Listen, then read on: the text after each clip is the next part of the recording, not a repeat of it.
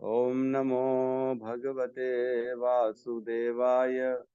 ओम नमो भगवते वासुदेवाय। ओम नमो भगवते वासुदेवाय। नारायण नमस्कृत्य नरं चैव नरोत्तमं देवीं सरस्वतीं व्यासं ततो जयमुदीरये। नष्टप्रायेषु अभद्रेषु नित्यं भागवत सेवया भगवती उत्तम श्लोके भक्तिर्भवती नैष्टिकी।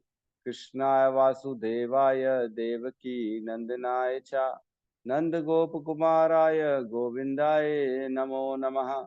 जय श्री कृष्ण चैतन्य प्रभु नित्यानंद श्री अद्वैत गदाधर श्रीवासादि गौर भक्त वृंद।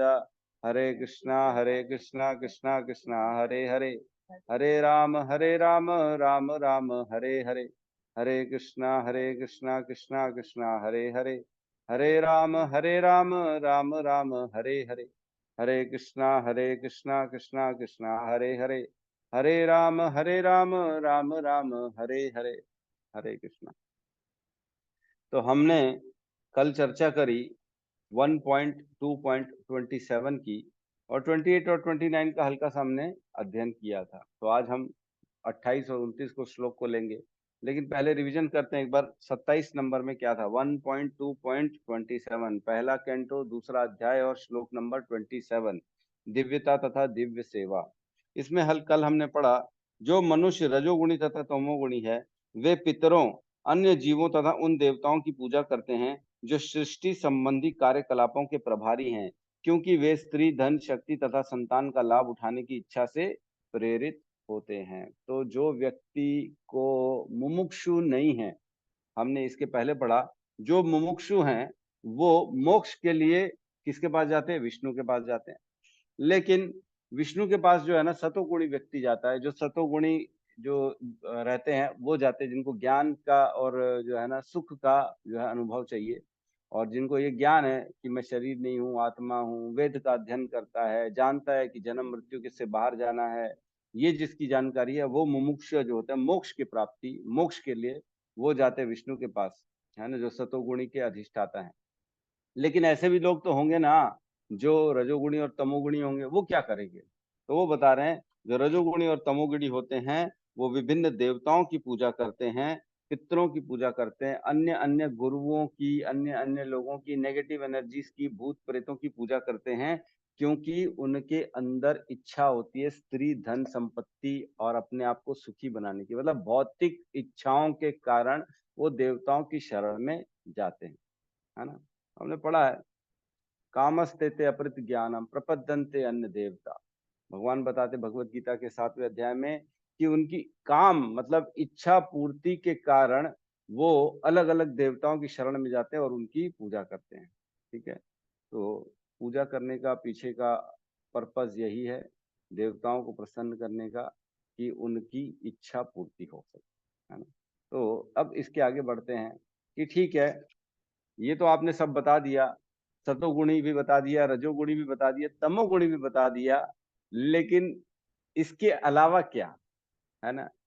इन सब में इन ये करना चाहिए कि इसके अलावा कुछ और भी है। तब जो है ना ये श्लोक आता है, नहीं नहीं नहीं नहीं, ये तो ठीक है, लेकिन इन सब से परम भी कुछ है। ये तो ठीक है, मुमुक्षु जो हो मोक्ष की प्राप्ति वो विष्णु के पास जाए, जो अपनी काम की इच्छा होती है वो रजोगुणी तमोगुणी क्या है जो है प्रभाव में अन्य अन्य देवताओं की, गुरुओं की पूजा करते हैं। लेकिन लेकिन जो भक्ति के लिए ललायित होते हैं, मोक्ष और भक्ति, मुक्ति और भक्ति ये दोनों अलग अलग है ना। मुक्ति मीन्स खाली जन्म मृत्यु से जो है छुटकारा, है ना। लेकिन भक्ति जो होती है उसमें तो भगवान को अधीन करने की शक्ति होती है। भक्ति से व्यक्ति अपने अधिष्ठाता कृष्ण को भी अपने नीचे कर लेता है, कृष्ण भी उसकी सेवा करने आ जाते हैं। हमने देखा ऐसे बहुत सारे जो है ना एग्जाम्पल्स हैं जहाँ पे भगवान अपने भक्तों के लिए कुछ भी कर देते, कुछ भी कर सकते हैं। अर्जुन के लिए देखो, सूरज को ढक दिया था, है, जब जो है जयद्रथ का वध करना था, उसने प्रण ले लिया था कि जयद्रथ को आज मार दूंगा, नहीं तो मैं सूर्यास्त के बाद अग्नि में मैं कूद जाऊंगा, अपना जो है ना अंत कर दूंगा। अर्जुन ने प्रण ले लिया, तो अर्जुन कृष्ण ने बोला, अरे यार ये क्या प्रण लेता है तू, कुछ भी कुछ प्रण ले लेता। तो उन्होंने फिर सूर्य को भी ढक दिया था, तब जयद्रथ सामने आया, फिर सूर्य को जो बादलों से ढक दिया था फिर हटा दिया। बोले अब मार इसको। देखो भगवान की लीला। फिर हम जानते हैं जब उनके यहाँ यज्ञ हो रहा था युधिष्ठिर के यहाँ, तब जो है उनका जो भांजा था जिनको मारे थे भगवान ने, क्या नाम था उसका, जो 100 गाली दिया था और प्रभु भगवान जी ने उसको, शिशुपाल को। तो भगवान ने जब शिशुपाल का वध किया था, तब भगवान को मालूम था कि अब ऐसे अनुष्ठानों में एक भी रक्त की बूंद अगर नीचे गिरी तो वो यज्ञ पूरा जो है ना वो खराब हो जाएगा। तो ऐसा वध किया शिशुपाल का कि उसका एक भी रक्त की बूंद नीचे नहीं गिरी। क्यों? क्योंकि भगवान अपने भक्तों की ख्याल करते हैं, भगवान अपने भक्तों का पूरा पूरा ध्यान देते हैं। जब जब भगवान को द्रौपदी ने याद किया, भगवान पहुंच गए। तो भक्ति से भगवान को वश में किया जा सकता है, लेकिन इसका मतलब नहीं है खाली वश में करने के लिए हम भक्ति करें। नहीं नहीं, ये काम नहीं। वश में करना हमारा पर्पज नहीं, हमारा तो प्रेमा भक्ति, उनकी प्रेम पाना, उनकी कृपा पाना, उनके चरणों में रति लगना, ये हमारा उद्देश्य होता है। तो इस उद्देश्य से ये श्लोक को हम फिर आज दोहराते हैं। बहुत अच्छा श्लोक है, साथ में दोहराते हैं 28 और 29। वासुदेव परा वेदा,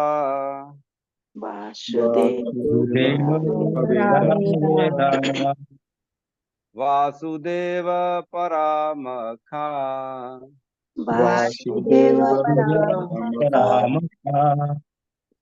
वासुदेव परायोगा,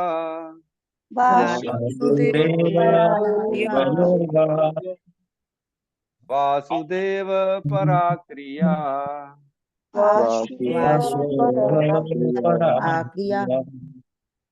वासुदेव परम ज्ञानम,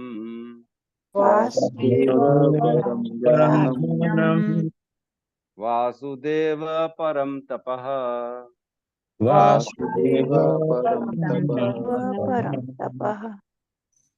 वासुदेव परो धर्मो,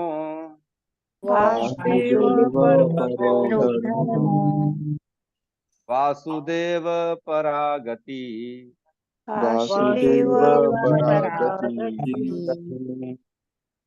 करेंगे। वासुदेव परावेदा,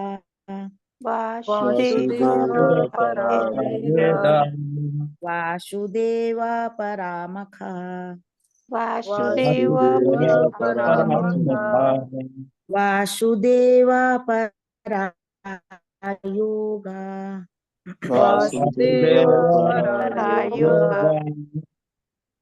वासुदेव पराः क्रियाः, वासुदेव परम ज्ञानम्,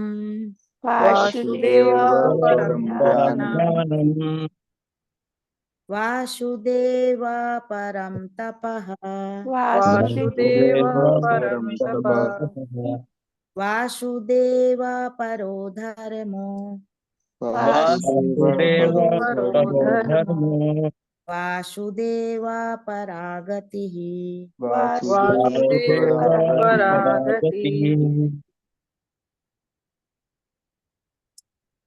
वासुदेव परावेद, वासुदेव परामखः,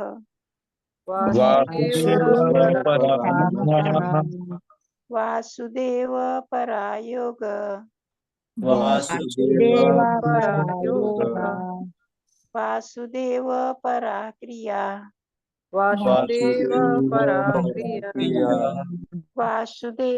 परम ज्ञानम्, वासुदेव परम तपः, वासुदेव परम तपः वासुदेव परो धर्मो वासुदेव परो धर्मो वासुदेव परागतिः। वासुदेव परागतिः। हरे कृष्णा। हरे कृष्णा। अनुवाद। प्रामाणिक शास्त्रों में ज्ञान का परम उद्देश्य पूर्ण पुरुषोत्तम परमेश्वर श्री कृष्ण है। यज्ञ करने के का उद्देश्य उन्हें ही प्रसन्न करना है। योग उन्हीं के साक्षात्कार के लिए है। समस्त सकाम कर्म अंततः उन्हीं के द्वारा पुरस्कृत होते हैं। वे परम ज्ञान हैं और समस्त कठिन तपस्याएं उन्हीं को जानने हेतु की जाती हैं। उनकी प्रेम पूर्ण सेवा करना ही धर्म है। वे ही जीवन के परम लक्ष्य हैं। ओम अज्ञानतिमिरन्धस्य ज्ञानाञ्जने शलाकया चक्षुरुन्मिलितं येन तस्मै श्री गुरुवे नमः। श्री चैतन्य मनोभीष्टं स्थापितं येन भूतले स्वयं रूपः कदा मह्यं ददाति स्वपदान्तिकं। वन्देऽहं श्रीगुरु श्रीयुतपदकमलं श्रीगुरून् वैष्णवांश्च श्रीरूपं सागरजातं सहगण रघुनाथान्वितं तं सजीवं साद्वैतं सावधूतं परिजनसहितं कृष्ण चैतन्य देवं श्री राधा कृष्ण पादान् सहगण ललिता श्री विशाखान्वितांश्च। हे कृष्ण करुणा सिंधु दीन बंधु जगतपते गोपेश गोपिका कांता राधा कांत नमस्तुते। तप्त कंचन गौरांगी राधे वृंदावनेश्वरी वृषभानुसुते देवी प्रणमामि हरिप्रिये। वांछा कल्पतरुभ्यश्च कृपा सिंधुभ्य एव च पतितानां पावनेभ्यो वैष्णवेभ्यो नमो नमः। नमो विष्णुपादाय कृष्णपृष्ठाय भूतले श्रीमते भक्तिवेदांत स्वामीति नामिने। नमस्ते सरस्वते देवे गौरवाणी प्रचारिणे निर्विशेष शून्यवादी पाश्चात्य देश तारिणे। जय श्री कृष्ण चैतन्य प्रभु नित्यानंद श्री अद्वैत गदाधर श्रीवासादि गौर भक्त वृंद।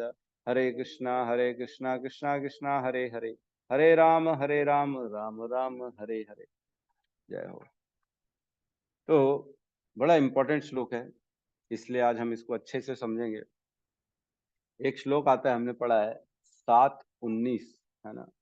बहुनाम जन्मनाम अन्ते ज्ञानवान माम प्रपद्यन्ते वासुदेवम सर्वम इति स महात्मा सुदुर्लभ, है ना।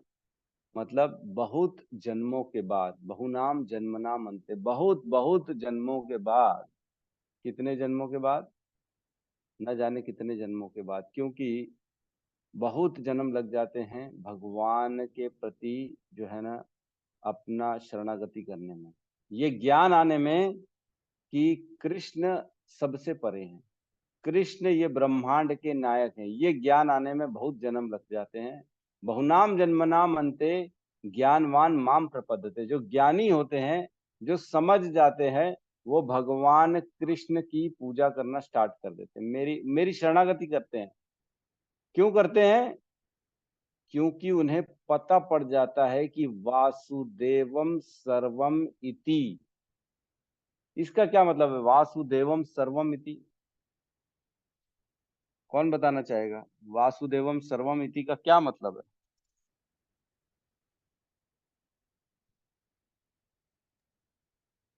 प्रभु जी, वो जैसे हमने अभी भागवत में पढ़ा, अभिज्ञ सम्राट है, वो स्वतंत्र है। सम्राट नहीं है, स्वराट है। स्वराट, स्वराट। सम्राट तो जो है एक देश का हो सकता है, एक पृथ्वी का सम्राट हो सकता है, लेकिन वो स्वराट है। ठीक है, यस यस, स्वराट है। और कौन बताना चाहेगा? वासुदेवम सर्वम इति, स्वराट है वो, ये तो ठीक है। वासुदेव हो अब कुछ है, क्या लिखा है? वासुदेव सब कुछ है, ये मतलब लिखा है मेरे ख्याल से माता जी ने। वासुदेव सब कुछ है, सब कुछ तो है, लेकिन ठीक है, हम कैसे समझे सब कुछ है मतलब क्या? सब कुछ, मैं, मेरे सामने ये टेबल, ये मोबाइल, क्या हर चीज जो मैं कार्य कर रहा हूँ, जो मैं पढ़ रहा हूँ, खाना खा रहा हूँ, माता पिता, पड़ोसी, दुश्मन देश पाकिस्तान, चाइना, एटम बॉम्ब, क्या सब कुछ वासुदेव? इसका क्या मतलब है? वासुदेवम सर्वम इति। हरे कृष्ण प्रभु जी। वासुदेव आदि भी और अंत भी है। हरे कृष्ण प्रभु जी। वासुदेव आदि भी है और अंत भी है। आदि भी है और अंत भी है। ठीक है, सब में वासुदेव है प्रभु जी। सब में वासुदेव है, मतलब चाहे प्रत्येक वो जीव में वासुदेव। प्रत्येक जीव में वासुदेव है और निर्जीव में नहीं है। जीव में है लेकिन जो जीव नहीं है उसमें नहीं है क्या? निर्जीव में भी है। निर्जीव में भी वासुदेव है। तो ये बहुत इंपॉर्टेंट है समझना कि भगवान ने भगवत गीता में ये क्यों लिखा कि वासुदेवम सर्वम इति। ये बहुत इंपॉर्टेंट है, ये बहुत डीप है, इसकी अंडरस्टैंडिंग। खैर हम लोग तो 1 घंटे की क्लास रहती है, इसलिए 1 घंटे में बोलना ही पड़ता है, इसलिए बोल के खत्म करते हैं। लेकिन इसकी अंडरस्टैंडिंग समझने के लिए ना 1 घंटे में तो नहीं समझ सकता आदमी। हमने कर लिया क्लास, भगवत गीता पढ़ा लिया 400 कुछ क्लासेस में, लेकिन भगवत गीता का मर्म समझने के लिए, भगवान के संदेश को समझने के लिए इतने कम समय में नहीं समझा जा सकता, है ना। जैसे बच्चे को पहली क्लास पढ़ने के लिए 1 साल, माता जी ने कुछ लिखा है, सृष्टि से पहले भी वासुदेव थे, और क्या लिखा है, बाद में भी वासु वही रहेंगे, जब कुछ नहीं रहेगा बीच में भी वही रहेंगे। वो तो ठीक है, बिल्कुल सही है, सबकी अंडरस्टैंडिंग परफेक्ट है, आप लोग गलत नहीं है। लेकिन हम अपने दिमाग से सोच रहे हैं, जितना हमारी दिमाग समझ पा रहा है उतना हम ले पा रहे हैं कि वासुदेवम सर्वमिति का मतलब क्या होगा। लेकिन वासुदेव इन सब से बहुत ज्यादा है, बहुत ज्यादा। सर्व कारण कारणम, हर कारण के कारण प्रभु है।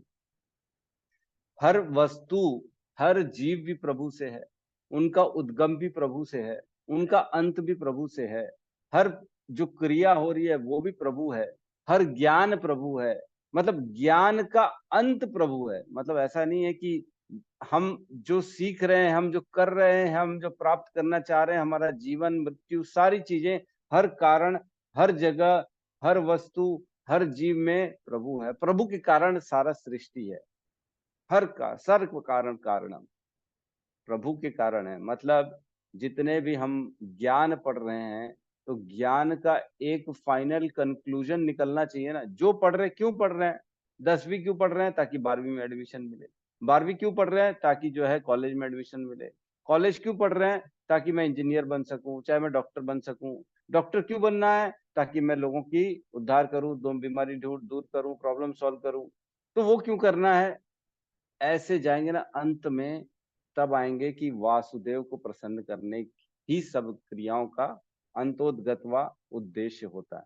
वासुदेवम सर्वमिति, हर चीज में भगवान को देखना, हर चीज में भगवान का स्मरण करना, हर चीज भगवान के कारण उद्भूत है, इसको समझना ही वासुदेवम सर्वमिति, सर्व कारण कारणम। तो अब इसी में वासुदेवम सर्वम इति का ही जो है हम एक एक, जैसे वासुदेव परा वेदा, वेदों के बारे में चर्चा करेंगे। वेद क्या कहते हैं? तो वेदों का उद्देश्य है भगवान को जानना, भगवान को समझना, भगवान के बारे में अपने आप की चेतना को लगाना, अपनी चेतना को भगवान में स्थिर करना, ये वेदों का उद्देश्य है। तो प्रभु जी डायरेक्ट डायरेक्ट यही लिख देते ना। इतना घुमा घुमा के बताने की क्या जरूरत है? वासुदेवम सर्वमिति वेद में यही लिख देते कि छोड़ो बाकी काम, लगो मंदिर के जो है सेवा में। तो अगर ऐसे लिख देते ना, तो लोग रिजेक्ट कर देते। लोगों को भटकना है, लोगों को अपने स्वभाववश कर्म करना है। रजोगुणी तमोगुणी व्यक्ति वो निस्वार्थ भाव से कृष्ण की सेवा नहीं करेगा। क्यों? क्योंकि उसको कुछ चाहिए, है ना। और वैसे भी ये कलयुग है, कलयुग में जो है बड़े खतरनाक प्राणी लोग होते हैं। अपनी सिद्धि, अपनी इच्छा के अलावा और कुछ दिखता नहीं उनको। उनकी पूर्ति करने के लिए कैसे करेंगे? तो देवताओं की शरण में जाएंगे वो, और अपनी अपनी कामस्ते थे अपरित ज्ञान प्रपद्यन्ते अन्य देवता, अपनी काम की इच्छा को पूरी करने के लिए देवताओं की शरण में जाएंगे। तो एक श्लोक आता है अपना ब्रह्म संहिता में, श्लोक नंबर 33, अद्वैतम अच्युतम अनादिम अनंत रूपम आद्यम पुराण पुरुषम नव यौवनम च वेदेषु दुर्लभम अदुर्लभमात्मको भक्तो गोविंदमादि पुरुषम तम अहम भजामि। अनुवाद है, जो वेदों के लिए दुर्लभ है किंतु आत्मा की विशुद्ध भक्ति द्वारा सुलभ है, जो अद्वैत है, अच्युत है, अनादि है, जिनका रूप अनंत है, जो सबके आदि हैं तथा प्राचीनतम पुरुष होते हुए भी नित्य नव युवक हैं, उन आदि पुरुष भगवान गोविंद का मैं भजन करता हूँ। कौन बोल रहे? ब्रह्मा जी बोल रहे हैं ना, ब्रह्मा जी, ब्रह्म संहिता में, जो वेदों के लिए दुर्लभ है ना, ऐसे हैं हमारे गोविंद, हमारे कृष्ण। तो प्रभुपाद का कल मैं लेक्चर सुन रहा था, प्रभुपाद बोलते हैं अनादि है, अनंत है भगवान। कैसे मानेंगे, मतलब हम इसको कैसे समझेंगे? तो बहुत अच्छा एग्जांपल दिया। जैसे हम नदी किनारे बैठते हैं, जैसे पैर में कई लोग पैर डाल के बैठ जाते हैं नदी किनारे, है ना, कई बार ऐसा होता है, देखते हैं हम लोग, माताएं हैं, प्रभु जी लोग हैं, तो पैर डाल देते, बढ़िया बैठते, हवा खाते हैं नदी की। तो जब पैर डालते हैं तो लहरें, थोड़ी थोड़ी छोटी छोटी लहरें आती रहती है, हर हर 1-2 सेकंड में आती रहती है। तो प्रभुपाद कल लेक्चर में कह रहे थे कि भगवान के इतने अनंत रूप हैं, भगवान ऐसे हैं, जितनी लहरें आ रही हैं उतने भगवान के स्वरूप। कोई नहीं जान सकता भगवान का आदि और अंत क्या है, कोई नहीं जान सकता। बस ये जान सकते हैं कि हम ये नहीं जान सकते कि भगवान को क्या कैसे जाने। ये मालूम है कि भगवान को नहीं जाना जा सकता, बस यही मालूम। फिर भी अब इस श्लोक में भगवान को नहीं जाना जा सकता ये तो मालूम है, लेकिन हम अपनी बुद्धि से किस हद तक समझें कि सारे जो वेद हैं, ज्ञान है, तपस्या है, क्रियाएं हैं, धर्म है, गति है, ये सारे के सारे हमको सिर्फ और सिर्फ कृष्ण से प्राप्त हो सकते हैं। हर चीज का एंड जो है ना जाके कृष्ण में होता है। ज्ञान का एंड कृष्ण में, वेदों का एंड कृष्ण में, है ना, धर्म का एंड कृष्ण में, क्रियाओं का एंड कृष्ण में, यज्ञों का एंड कृष्ण में, तपस्याओं का एंड कृष्ण में, है ना, परम गति कृष्ण में। ये जब हम समझ जाएंगे तब जो है ना वाकई में हमको भागवत धर्म का नॉलेज हो जाएगा, है ना। तो हम एक एक करके लेते हैं, इसमें समय वसी हो गया। परावेदा, है ना, वेद, ठीक है। तो भगवान ने वसी बताया है भगवत गीता के 15.15 में, है ना, सर्वेश क्या है 15.15, सर्वस्य चाहम हृदि सर्वस्य, सन्निविष्टो हाँ, सर्वस्य चाहम हृदि सन्निविष्टो मतः स्मृति ज्ञानम अपोहनम च अपोहनम च। वेदेश्च सर्वम अहमेव वेद्यो वेदांत कृत वेद विदेव च अहम। मैं ही हूँ हर कहीं, सर्वस्य चाहम हृदय से निविष्ट, सबके हृदय में मैं हूँ, है ना। मतः स्मृति ज्ञानम अपोहनम च वेदेश्च सर्वम अहमेव वेद्यो, मैं ही सारे वेदों का सार हूँ। भगवान कह रहे हैं मैं ही तो हूँ जिससे वेदों से जिसको जाना जाता है वो मैं हूँ। लेकिन वेद में तो कहीं भगवान का नाम लिखा ही नहीं, कृष्ण की पूजा करो ये तो लिखा ही नहीं है, लेकिन भगवान कह रहे हैं वेदेश सर्वम अहमेव वेद्यो, मैं ही हूँ वेद हूँ, मैं ही वेदों के द्वारा जानने योग्य हूँ। तो हमने ऑलरेडी पढ़ा है श्लोक नंबर 1.1.2, है ना, एक बार खोलेंगे। हमने अभी श्रीमद् भागवतम में पढ़ा 1.1.2। इसमें कहते हैं भगवान इसमें कहते हैं वेदव्यास जी, धर्म प्रोजिता कहता वत्रो परमो निर्मत्सराणाम सताम वेद्यम वास्तवमत्र वस्तु शिवदम तापत्रय उन्मूलनम, है ना। जो वेद्यम है वास्तवमत्र वस्तु, जो वेद्यों में वस्तु, जो वास्तविक वस्तु है, जो सच्चाई है, जो वेदों में जानने है, वेद का जो उद्देश्य है, वास्तव वस्तु है जो वेदों की, वो है शिवदम, ये भगवान की जो है कथाएं, लीला, ये समझना। और ये क्या काम करती है? त्राप तय उन्मूलनम, जो 3 तरह के ताप लगते हैं उनका पूर्ण रूप से उन्मूलित कर देती, दूर कर देती है हमारे जीवन से, है ना। तो ये वेद्यम है, ये परम वेद है ना। तो आजकल लेकिन क्या हो रहा है, जो भी वेद हैं, जो भी भगवान के बारे में भगवत गीता की इवन कमेंट्री भी आ जा रही है, तो भी लोग क्या बोल रहे हैं, विदाउट कृष्णा। कृष्ण को साइड कर दे रहे हैं, भगवत गीता से ही साइड कर दे रहे हैं। बोले वो कृष्ण तो केवल व्यक्ति था, उसके अंदर ब्रह्मा आ गए होंगे, या ब्रह्म था, या परमात्मा था, उन्होंने भगवत गीता बोली। तो ये सब जो है ना, जिनकी अपहृत ज्ञानम है ना, कामस्ते अपहृत ज्ञानम, उनका ज्ञान ढक चुका है, इसलिए वो सब विवाद कर रहे हैं, है ना। उनको अपनी इच्छा पूर्ति करनी है। जिसके अंदर भी इच्छा होती है कि मेरा नाम हो, मेरा सर्वस्व हो, मेरा वर्चस्व हो, वो इस तरह की गोलमोल बात करते हैं अपने नाम के लिए, इसलिए वो ये कृष्ण को हटा देते हैं। कृष्ण को कभी नहीं हटाना चाहिए बीच से, है ना। तो एक श्लोक आता है चैतन्य चरितामृत मध्य लीला में, उसमें कहते हैं, माया मुग्ध जीवेर नाही स्वतः कृष्ण ज्ञान, जीवेरे कृपा कैला कृष्ण वेद पुराण, है ना। बद्ध जीव अपने खुद के प्रयत्न से अपनी कृष्ण भावनामृत को जागृत नहीं कर सकता, किंतु भगवान कृष्ण ने अहेतु की कृपा वश वैदिक साहित्य तथा इसके पूरक पुराणों का सृजन किया, है ना। मतलब जो वेद थे वो भगवान की कृपा से, वेद व्यास भगवान के शक्ति आवेश अवतार हैं, वो आए और उन्होंने सभी जीवों के उद्धार के लिए वेद पुराण की जो है सृष्टि करी। वेद पुराण क्यों लिखे गए, कृष्ण की कृपा से लिखे गए, और कृष्ण की कृपा से ही कोई भी वेदों का जो है वेदांत, वेद का अंत जो होता है उसको कहते हैं वेदांत, और वेदांत पे जो कमेंट्री लिखी गई है वो है भागवतम पुराण, है ना। तो हमको समझना चाहिए कि वेदांत की कमेंट्री है, मतलब सारे वेदों का जो अंत है, सार है उसका। उसके बाद कहते हैं इस पे जो कमेंट है, इसको समझने के लिए जो एक्सप्लेनेशंस होती हैं वो है भागवतम पुराण। और एक श्लोक आता है 12वें कैंटो में, उसमें कहते हैं सर्ववेद अंत सारम ही श्रीमद् भागवतम इष्यते, है ना। हमने पढ़ा है ऑलरेडी, वो मेरे को याद नहीं कौन सा श्लोक नंबर है, उसमें बस ये लिखा सर्ववेद अंत सारम ही श्रीमद् भागवतम इष्यते, सारे वेदों का सार वो है श्रीमद् भागवतम, है ना। तो वासुदेव परा वेदा, आगे कहते हैं वासुदेव परा मखा, मखा मीन्स यज्ञ जो होते हैं, सारे यज्ञ, उनकी चर्चा चल रही है।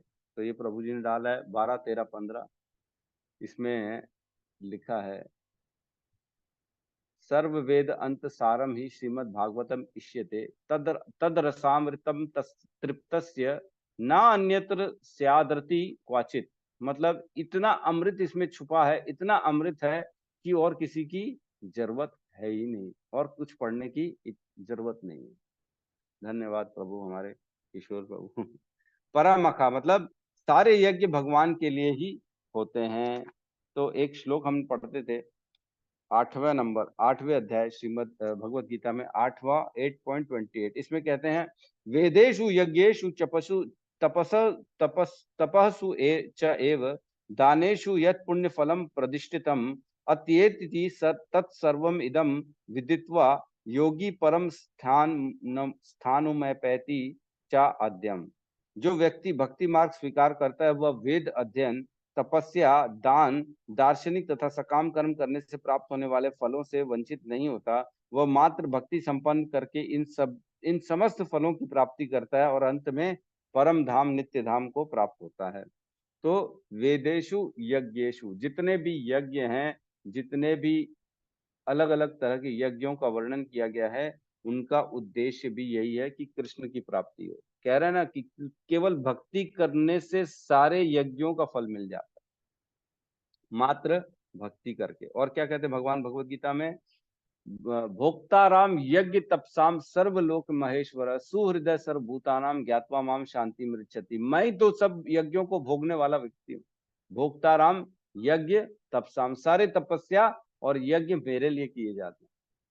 और हम बहुत इंपॉर्टेंट श्लोक पढ़ते हैं 3.09, जिसमें भगवान कहते हैं कि जो है यज्ञ के रूप में कर्म करना चाहिए, अन्यथा जो है बंधन लगता है। क्या लिखा है, यज्ञार्थ कर्मणो अन्यत्र लोको अयम कर्म बंधन तदर्थम कर्म कौंतु मुक्त संग समाचर। श्री विष्णु के लिए यज्ञ रूप में कर्म करना चाहिए, अन्यथा कर्म के द्वारा इस भौतिक जगत में बंधन उत्पन्न होता है। अतः हे कुंती पुत्र, अपने उनकी प्रसन्नता के लिए अपने नियत कर्म करो, इस तरह तुम बंधन से सदा मुक्त रहोगे। तो जो भी यज्ञ होता है, यज्ञ मतलब कर्म करना, जिस भी प्रकार का हम कर्म करना चाह रहे हैं, तो यज्ञ के रूप में कर्म को करना चाहिए। मतलब जिस प्रकार यज्ञ करके हम भगवान को अर्पित कर देते हैं, उसी प्रकार अपने कर्मों को भी भगवान को अर्पित कर देना चाहिए, यज्ञ के रूप में विष्णु को अर्पित कर देना चाहिए, अन्यथा उन कर्म का बंधन लग जाता है ना। हमने और पढ़ा है कि जो है ओम तत्सत, ओम तत्सत हमने पढ़ा 17वें अध्याय में, जिसमें बताते भगवान कि आज नहीं, पहले सृष्टि के बहुत पहले से बड़े बड़े ऋषि मुनि भी अपने यज्ञ करते थे और उस यज्ञ को ओम तत्सत करके चालू करते थे। ओम तत्सत से क्या होता है, वो यज्ञ भगवान को समर्पित हो जाता है ना। पढ़ा था हमने, याद है ना, 17.23। और एक श्लोक आता है चैतन्य चरितामृत मध्य लीला में, उसमें कहते हैं 8.58, है ना, बहुत अच्छा श्लोक है 8.58। हाँ ये रहा। उसमें कहते हैं वर्णाश्रमाचार वता पुरुषेण परः पुमान् विष्णु आराध्यते पंथा न अन्यतोष कारणम। मतलब कि वर्णाश्रम प्रणाली में नियत कर्तव्यों को उचित रति से संपन्न करके पूर्ण पुरुषोत्तम भगवान विष्णु की पूजा की जाती है। पूर्ण पुरुषोत्तम भगवान को तुष्ट करने की अन्य कोई विधि नहीं है। मनुष्यों को चारों वर्णों तथा चारों आश्रमों के संस्थान में स्थित होना चाहिए। तो वर्ण आश्रम में रहते रहते जितने भी कार्य करने हमको, वो भगवान की प्रसन्नता के लिए करने, है ना। जितने भी कार्य करने हैं उससे यही उद्देश्य होना चाहिए कि भगवान प्रसन्न हो। तो सारे यज्ञ बेसिकली भगवान के लिए होते हैं। सारे यज्ञों का उद्देश्य जो है भगवान की प्राप्ति है और कुछ नहीं। ठीक है। और कह रहे हैं परा योगा। तो योग का अर्थ ये नहीं है ना, सुबह सुबह लगे हैं, अनुलोम विलोम कर रहे हैं। हमारे बाबा रामदेव पेट अंदर करते बाहर करते हैं 6 बजे 7 बजे सब चले जाते हैं। योग का अर्थ आज के डेट में हो गया है कि अपने शरीर को सुंदर और स्वस्थ रखना। क्या योग का मतलब यही है? योगा करते प्रभु जी, हम तो योगा करते। अरे करो भाई करो। एक्चुअल में जो पतंजलि में अष्टांग योग के बारे में लिखा है, उसमें 9 स्टेजेस होती हैं योगा की, योग करने की, योगा नहीं, योग करने की। वो है यम, नियम, आसन, प्राणायाम, प्रत्याहार, धारण, ध्यान और समाधि। इस प्रकार योग होता है, धीरे धीरे एलिवेट होता है। उसमें ये सारे होते हैं। यम होते हैं मतलब क्या करना है क्या नहीं करना है, नियम होते हैं क्या नहीं, क्या करना है क्या नहीं करना है, आसन ऐसे बैठना चाहिए ऐसे उठना चाहिए। अलग अलग आसन होते हैं ना, हम पढ़ते हैं, है ना, कौन कौन से आसन, मतलब भुजंग आसन, ये आसन वो आसन नहीं रहते जो पीठ के लिए, पेट के लिए, आगे के लिए, ऊपर के लिए। तो ये आसन होते हैं। और प्राणायाम मतलब सांसों का खेल जिसमें करते हैं, अनुलोम विलोम, है ना, भस्त्रिका, और क्या क्या अलग अलग करते हैं। प्रत्याहार मीन्स क्या क्या खाना है क्या क्या नहीं खाना है, उसका नॉलेज होना चाहिए, है ना। फिर उसके बाद आता है धारण। धारण भी कुछ ना कुछ होगा, मेरे को नहीं मालूम क्या है। ध्यान और समाधि, फिर ध्यान पे रहते हैं, फिर समाधि, फाइनली समाधि तक पहुंचते हैं। लेकिन आज की डेट में योग का अर्थ है मात्र 2 ही चीज, आसन और प्राणायाम, और कुछ भी नहीं है। इन लोग खाली जो शरीर के लिए रहे उसी को ये लोग स्वीकार कर रहे हैं। एक्चुअल में योग का अर्थ है जो हम भगवत गीता में पढ़ते हैं, जो योगा लेडर जिसको कहते हैं, जिसमें आता है सबसे नीचे सकाम कर्म, उसके ऊपर कर्म कांड, फिर आता है निष्काम कर्म योग, उसके ऊपर आता है ज्ञान योग, फिर ध्यान योग, फिर भक्ति योग। ये होता है योग का मतलब। तो इसका उद्देश्य क्या है? भगवान की प्राप्ति, भक्ति योग तक पहुंचना है। उसके बाद भगवान की भक्ति करनी है और भगवान के शरणागति रहना है। पद्मासन अच्छा, माता जी ने अलग अलग आसन बता दिए पद्मासन, और क्या है, भद्रासन, सिद्ध सिंह आसन, 4 श्रेष्ठ आसन है। अच्छा अच्छा ठीक है। माता जी लगता है रेगुलर करती रहती है योगा। ठीक है। नहीं नहीं तो प्रभु जी, रेगुलर नहीं ठीक है। करती हूँ, पढ़ाई है। अच्छा अच्छा, बहुत बढ़िया। तो योग के बारे में ना हमारे भगवत गीता के चैप्टर नंबर 6वें में भगवान ने बताया है 6.41, 42, 43, 44, 45, 46 और 47, मतलब 6:41 से लेके 6:47 तक भगवान ने भगवत गीता के 6वें अध्याय में योग के बारे में बताया। तो हम निष्कर्ष में चले जाते हैं। सारे योग का निष्कर्ष 6वें 6.47 में कहते हैं भगवान, योगी नाम अपि सर्वेशाम मद गतेन अंतरात्मनः श्रद्धावान भजते यो माम समयुक्त तमो मतः। मतलब योगियों में सबसे श्रेष्ठ कौन है? जो श्रद्धा से मेरे परायण। योगी नाम अपि सर्वेशाम, मतलब सारे योगियों में कौन श्रेष्ठ है? योगी नाम अपि सर्वेशाम मद गतेन अंतरात्मना, जिसका अंतःकरण मेरे प्रति हमेशा चिंतन में लगा रहता है। मद गतेन अंतरात्मना श्रद्धावान भजते यो माम समय युक्त तमो मतम, और वो श्रद्धा से केवल और केवल मेरी भक्ति करता है। और मेरा ये मेरा तर्क है, ये मेरी तरफ से डिक्लेरेशन है कि वो योगी सबसे श्रेष्ठ है। सभी योगियों में सबसे श्रेष्ठ वही योगी है जो मेरे प्रति अपना समर्पित कर चुका है अपने आप को। बाकी तो हमने पढ़ा है, योगारूढ़ के बारे में पढ़ा है, योगारुरुक्षु के बारे में पढ़ा हुआ है, याद है कि नहीं? 6.3 और 4 में योगारूढ़ और योगारुरुक्षु। योगारुरुक्षु वो है जो भगवान की भक्ति के पहले अपनी साधना करना चालू कर देता है, और योगारूढ़ वो होता है जो भक्ति कर लेता है और भक्ति के पद पर स्थित हो जाता है। तो हमने पढ़ा है, इसलिए उस पर अब नहीं जाएंगे हम। तो बेसिकली सारे योग जो हमने पढ़े वो भगवान की प्राप्ति के लिए है। ठीक है। उसके बाद बढ़ते हैं पराक्रिया। तो क्रिया का, जो भी हम क्रिया करते हैं वो किसी न किसी फल के उद्देश्य से करते हैं। बिना फल के लिए तो कोई भी क्रिया नहीं करता। तो जो क्रिया करते हैं, फल भगवान ने क्लियर बता दिया है कि कर्मण्येवाधिकारस्ते माँ फलेषु कदाचन माँ कर्म फल हेतुर्भूत माते संगोऽस्तु कर्मणि, कि हे अर्जुन, सभी को कर्म करने का अधिकार है, लेकिन फल देने का अधिकारी तो मैं हूं। आप कितना भी कर्म कर लो, भगवान चाहेंगे तो फल मिलेगा, भगवान नहीं चाहेंगे तो लाख सर पटक लो, सुबह से रात कर दो, दिन रात कर दो, उल्टे सर पैर ऊपर कर दो, सर नीचे करके खड़े रहो, तो भी वो नहीं होने वाला, पूर्ति नहीं मिलने वाली, है ना। तो सारी क्रियाएं भगवान के लिए होनी चाहिए और किसी के लिए नहीं होनी चाहिए। वैसे भी भगवान ने कहा ही है कि जो इवन देवी देवता तक देते हैं वो भी मैं ही देता हूँ, है ना। 7.22 में भगवान कहते हैं, सतया श्रद्धया युक्त तस्य आराधनाम इहते लभते च तत्कामान मयि एव विहितानि तान। मतलब ऐसी श्रद्धा से समन्वित वह देवता विशेष की पूजा करने का यत्न करता है और अपनी इच्छा की पूर्ति करता है, किंतु वास्तविकता तो यह है कि ये सारे लाभ केवल मेरे द्वारा ही प्रदान है। तो देवता भी जो दे रहे हैं वो भी कृष्ण ही दे रहा है और कोई नहीं दे रहे यहाँ पे। और कोई भी क्रिया हम कर रहे हैं और अगर वो भगवान के लिए नहीं है तो वो हमने पढ़ा है, वो केवल क्या है? श्रम एव ही केवलम, है ना। 1.2.8, है ना। 1.2.8 में हमने पढ़ा है, धर्म स्वनिष्ठुतः पुंसाम विश्वक्सेन कथासु यह न उत्पादयते यदि रतिम श्रम एव ही केवलम। जो भी हम कर्म कर रहे हैं, जो भी धर्म कर रहे हैं, अगर उससे भगवान की प्राप्ति, उसमें इंटरेस्ट न उत्पादयेत यति रतिम, अगर हमारा इंटरेस्ट भगवान में नहीं बढ़ रहा है उस क्रिया से, तो वो क्या है? श्रम एव ही केवलम, केवल फोकट का मेहनत है और कुछ नहीं, है ना। हमने पढ़ाई है।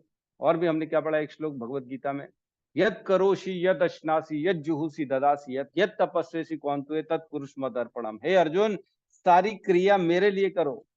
यद करोषि, जो भी तुम करते हो मेरे लिए करो, है ना। तो सारी क्रियाएं भगवान पे ही अंत होती है। तो ये समझने में, ये ज्ञान आने में सोचो कितना टाइम लगता है। और भगवान कहते हैं परम ज्ञानम। तो परम ज्ञान हमने पढ़ा है भगवत गीता के 13वें अध्याय में 8 से लेके 12 तक 20 ज्ञान बताए गए हैं, जिसमें 20 ज्ञान में से एक सबसे इंपॉर्टेंट था मेरे प्रति अनन्य भक्ति। जो ये कर लेता है तो ऑटोमेटिकली सारा ज्ञान उसके अंदर आ जाता है। तो भौतिक ज्ञान और आध्यात्मिक ज्ञान में बड़ा अंतर है। भौतिक ज्ञान जो होता है वो नष्ट हो जाता है इस जीवन में, और आध्यात्मिक ज्ञान कभी नष्ट नहीं होता है ना। तो हमें समझना चाहिए कि ज्ञान क्या है। तो हमने जैसे पहले शुरुआत में बताया, बहुनाम जन्मनाम अंते ज्ञानवान माम प्रपद्यते। भगवान को कौन पूजा करता है, भगवान कौन, भगवान की शरणागति में कौन जाता है? जो ज्ञानी है, जिसको पता पड़ जाता है कि भगवान ही सब कुछ है, सर्वे सर्वा है भगवान कृष्ण।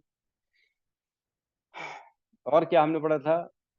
राज विद्या राजगुह्यम पवित्रम इदम उत्तमम प्रत्यक्ष आवागमम धर्मम सुसुखम कर्तुम अव्ययम। ये ज्ञान से हम प्रत्यक्ष भगवान का अनुभव कर सकते, प्रत्यक्ष आवागमम धर्मम सुसुखम कर्तुम, और इससे बड़े सुखी हो जाएंगे इस आध्यात्मिक ज्ञान से। तो भगवान कौन सा है? ये आध्यात्मिक ज्ञान है, भगवत गीता का ज्ञान है। और ऑलरेडी हमने पढ़ा भी, एक और बहुत इंपॉर्टेंट चीज है, 1.2.7 में हमने पढ़ा था कि मात्र भक्ति करने से अहेतु की ज्ञान और वैराग्य उत्पन्न हो जाता है कि नहीं? वासुदेव भक्ति भगवती भक्ति योग प्रयोजित जन यत याशु वैराग्यम ज्ञानम च यद अहेतुकम। मतलब भगवान श्री कृष्ण की भक्ति करने से मनुष्य तुरंत ही अहेतुक ज्ञान तथा संसार से वैराग्य प्राप्त कर लेता है। हमने पढ़ा था 1.2.7 में, जिसमें कहते हैं कि ये तो भक्ति का बाई प्रोडक्ट है, ज्ञान और वैराग्य मिल ही जाता है। जो भक्ति करता है उसको ज्ञान आ ही जाता है। तो भगवान क्या है? परम ज्ञानम, है ना। और परम तपह, फिर आते परम तपह में। इसमें कहते हैं तपस्या किसे कहते हैं? तपस्या वह है जो किसी उद्देश्य से अपने आप को कष्ट में डालना, इसको तपस्या कहते हैं। किसी भी जीवन का उद्देश्य को हमको प्राप्ति चाहिए, उसके लिए हमने अपने आप को कष्ट में डाला, इसको तपस्या कहते हैं।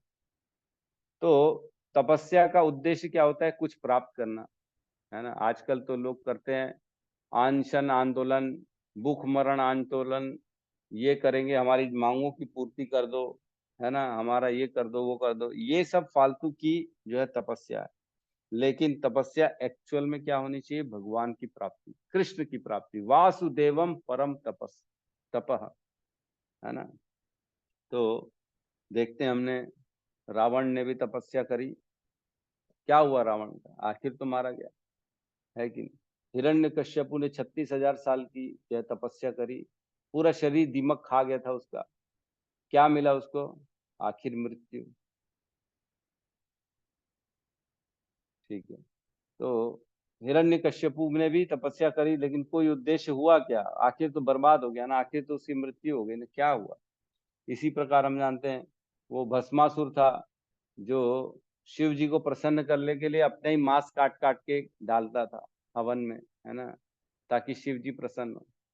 तो शिव जी जब आए, प्रसन्न हो गए, तो उनके साथ पार्वती को देख के बड़ा मोहित हो गया, बोले ये इसके साथ क्या कर रही है, मैं ही इसको ले जाता हूँ, इसी का ही अभी जो है ना भस्म कर देता हूँ इसको। तो उन्हीं से वरदान ले लिया कि मैं जिसके हाथ सर में हाथ रखूं भस्म हो जाए। तो उन्होंने तथास्तु कर दिया, फिर उन्हीं के पीछे पड़ गया शिव जी के कि अब मैं तो आपको ही भस्म करूंगा। तो ये है बेसिकली तपस्या का उद्देश्य होना चाहिए कि तपस्या क्यों करी जा रही है ना। ऐसे जो है ना कोई मतलब नहीं है फालतू की तपस्याएं करने का। एक मैंने अपन ने उस दिन भी चर्चा करी थी, श्रीधर स्वामी जो हमारे हैं, उन्होंने बोला है तपंतु तापो प्रपंतु पर्वताद अटंतु तीर्थानि पठंतु चागमान यजंतु याग और विवदंतु वादे हरिम विना नैव मृत्युम तरमती। मतलब भले ही तपस्या कर लो, बहुत तपस्याओं का कष्ट उठा लो, अपने आप को पर्वत की चोटियों से नीचे गिरा लो, तीर्थ यात्रा कर लो, शास्त्र और पढ़ लो, अग्नि यज्ञ कर लो, पूजा कर लो, लेकिन जब तक भगवान हरि के बिना तो मृत्यु को पार नहीं किया जा सकता। कितना भी क्यों ना तपस्या कर लो। हमने देखा हिरण्यकश्यपु ने 36,000 साल तपस्या करी, लेकिन प्रहलाद महाराज ने कितने साल तपस्या करी? उनको तो ज्ञान गर्भ में मिल गया नारद मुनि के द्वारा, कोई तपस्या करने की जरूरत नहीं पड़ी। 5 साल में भगवान की प्राप्ति हो गई, नरसिंह भगवान आ गए उनके सामने, और उन्होंने कितने 36,000 साल तपस्या करी, और मात्र 5 साल में भगवत प्राप्ति होगी। तो एक क्षण लगता है भगवान की प्राप्ति के लिए, अगर हम सच्चे हृदय से उनके लिए तपस्या करें, उनकी प्राप्ति के लिए इच्छा करें। तो और कहते हैं भगवान वासुदेव परो धर्मो, धर्म क्या है?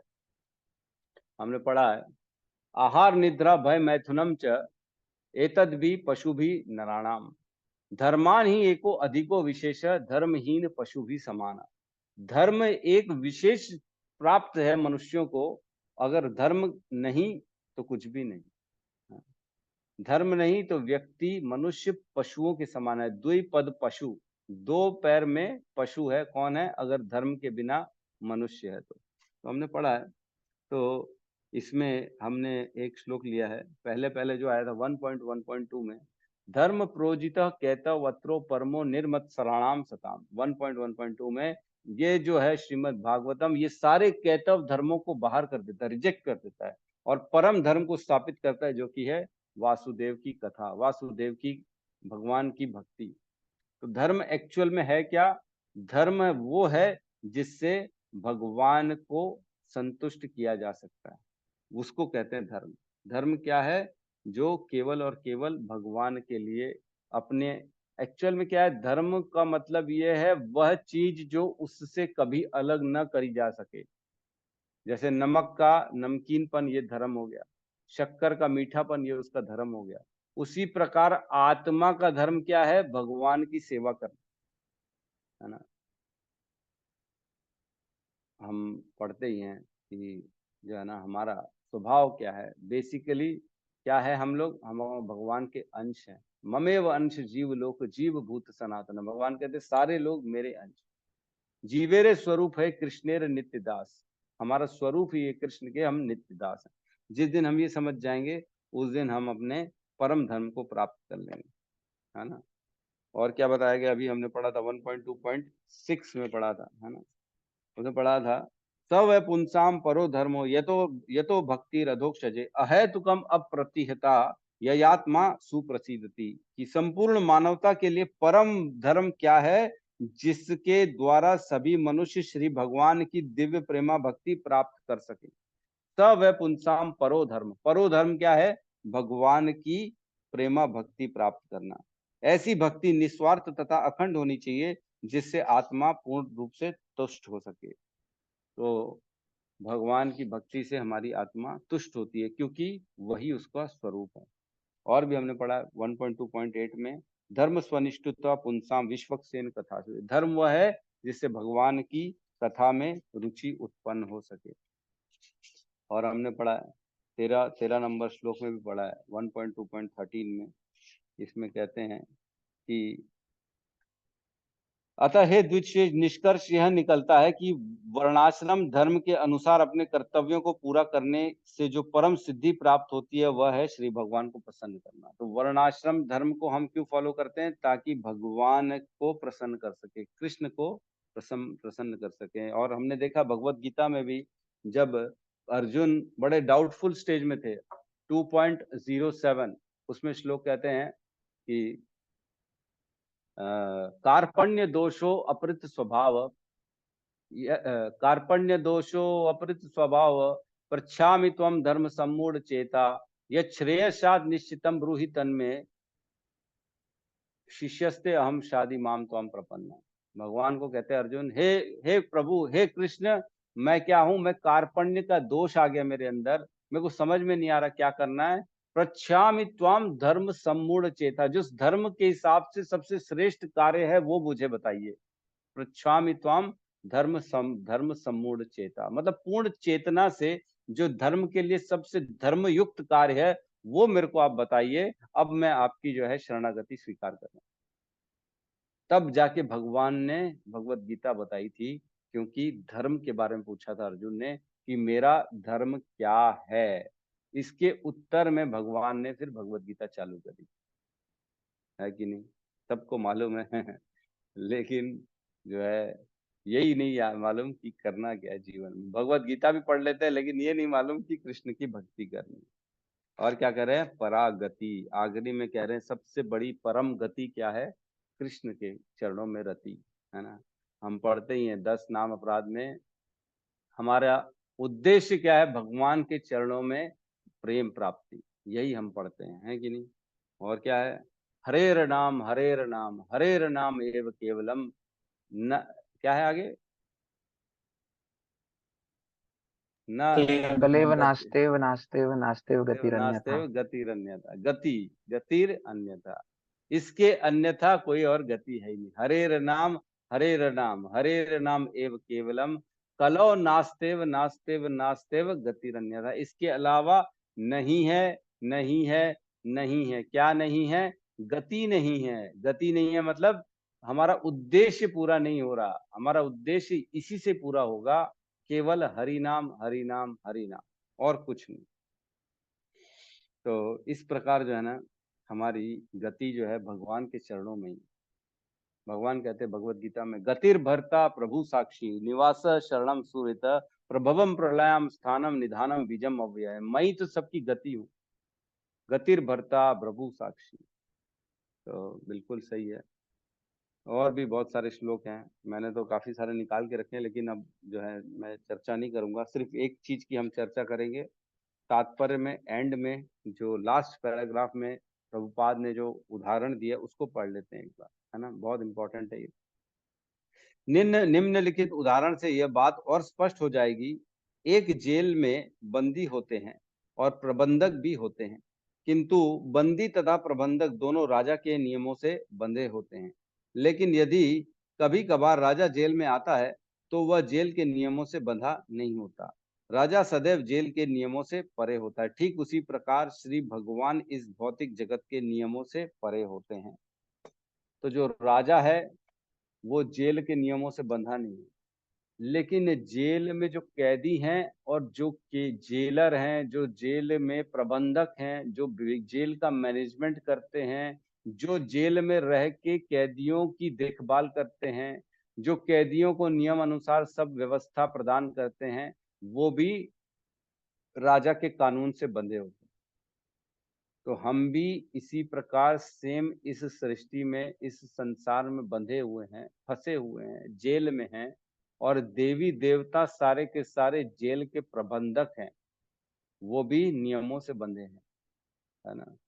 तो एक श्लोक आता है जिसमें कहते हैं, सारे देवता भगवान के भय से अपने अपने नियमित कार्य कर रहे हैं, है ना? बहुत इंपॉर्टेंट है श्लोक, मैं निकाल के नहीं रखा हूँ बट मेरे पास लिखा हुआ है कि सारे देवी देवता जो होते हैं ना, इसलिए भय होता है उनको भगवान का, इसलिए अपने अपने कार्य करते हैं बिना बिना रुके टुके। तो अब मिलेगा तो ठीक है, नहीं तो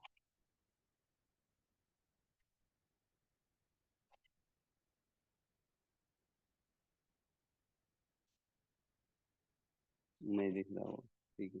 तो सारे देवी देवता प्रबंधक हैं इस सृष्टि के, पृथ्वी के, जिसमें हम सब कैदी हैं, हम सब जीव जो हैं वो सब कैदी के रूप में हैं, और देवी देवताओं हमारे प्रबंधक हैं। इसलिए ये भी और हम भी सारे के सारे लोग भगवान के नियमों से बंधे हैं, लेकिन भगवान स्वराट हैं, वो इन सब से दूर हैं, उनके ऊपर कोई कानून कुछ नहीं चलता। ठीक है, तो किसी का कोई प्रश्न है तो ले लेते हैं।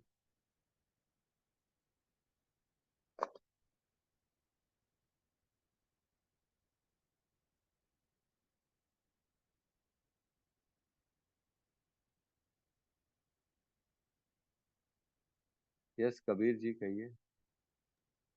हरे कृष्ण प्रभु जी। प्रभु जी, जैसे अरे पितर पितर पक्ष से आते हैं, सभी लोग पितर पितर के लिए इन्वॉल्व हो जाते हैं, तो वो गलत रहते हैं ना पूरा, पितर का जो तर्पण अपन करते हैं। नहीं, गलत तो नहीं, करना चाहिए उसको, क्यों गलत है। नहीं मतलब तमोगुण है और रजोगुण है, तो नहीं नहीं नहीं, ऐसा नहीं है, ऐसा नहीं है, वो आपका कर्तव्य है। हम क्या ऋणों से बंधे रहते हैं, अपने पितरों से, देवताओं से, अलग अलग चीजों के लिए। हर किसी के साथ हमारा एक ऋण का संबंध है। अगर हमारे पितर नहीं होते तो हम क्या इस जीवन में रह पाते, नहीं रह पाते ना। हमारा जो पालन पोषण है, कुल मिला के हमारे कुल का, हमारे माता पिताओं को किसने लाया इस संसार में, हमारे पितरों ने। तो उनके प्रति हमारा ऋण है, उस ऋण को हम कैसे चुकाते हैं, ये सब श्राद्ध पितृ ये सब करके हम उनका ऋण चुकाते हैं। तो करना चाहिए, कोई बुराई नहीं। हरे कृष्ण। ठीक है। यस सावित्री माता जी। हरे कृष्ण प्रभु जी, दंडवत प्रणाम। हरे कृष्ण। प्रभु जी, मैं क्या बोल रही हूँ जो प्रभु जी क्या बोल रहे थे, उसमें आवाज आ गई। बाद में बाद में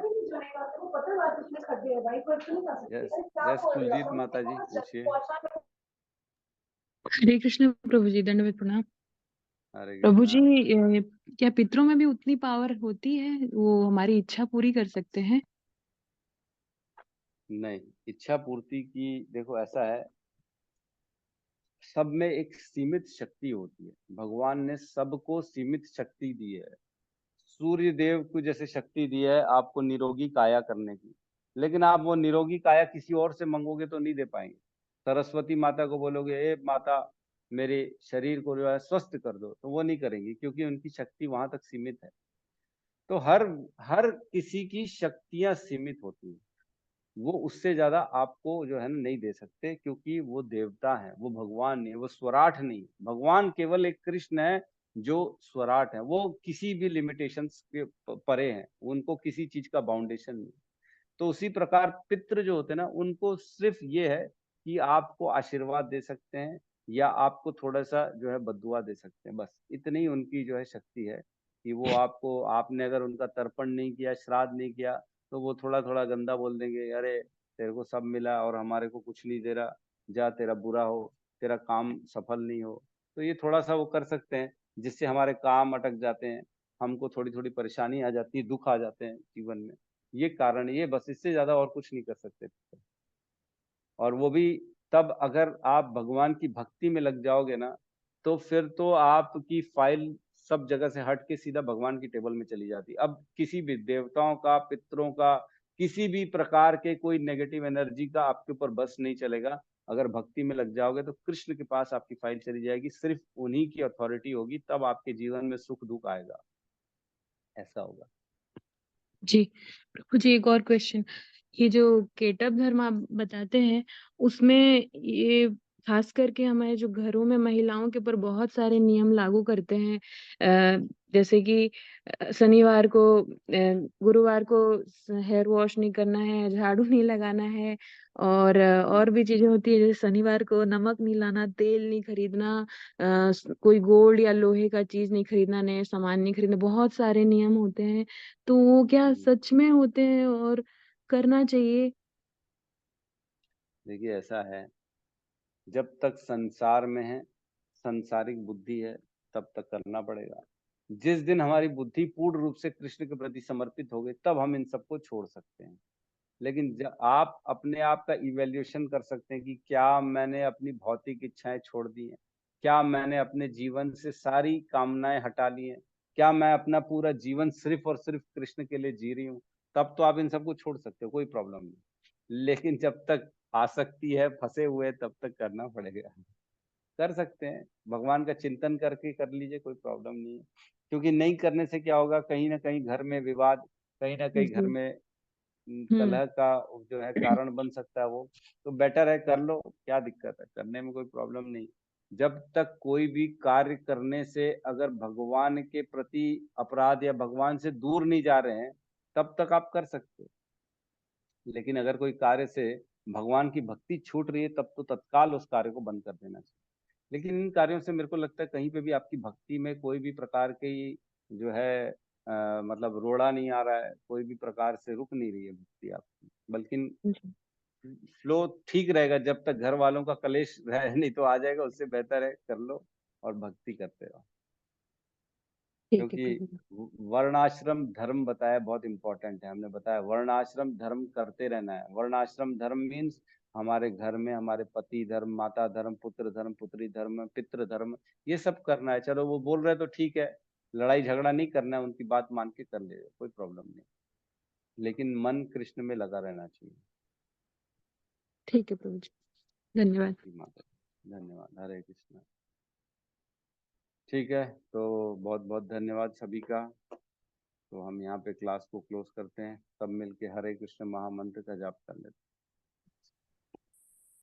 हरे कृष्णा कृष्णा कृष्णा हरे हरे, हरे राम राम राम हरे राम राम हरे कृष्णा कृष्णा कृष्णा हरे हरे, हरे राम राम राम हरे हरे। सभी सभी भक्तवृंद भक्त की वृंद जय। की जय। जय। जगत गुरु शील सद्गुरु श्री प्रभुपाद की प्रभुपाद जय। की जय। हरि हरि हरि बोल, बोल। हरि हरि। हरि बोल। हरि हरि।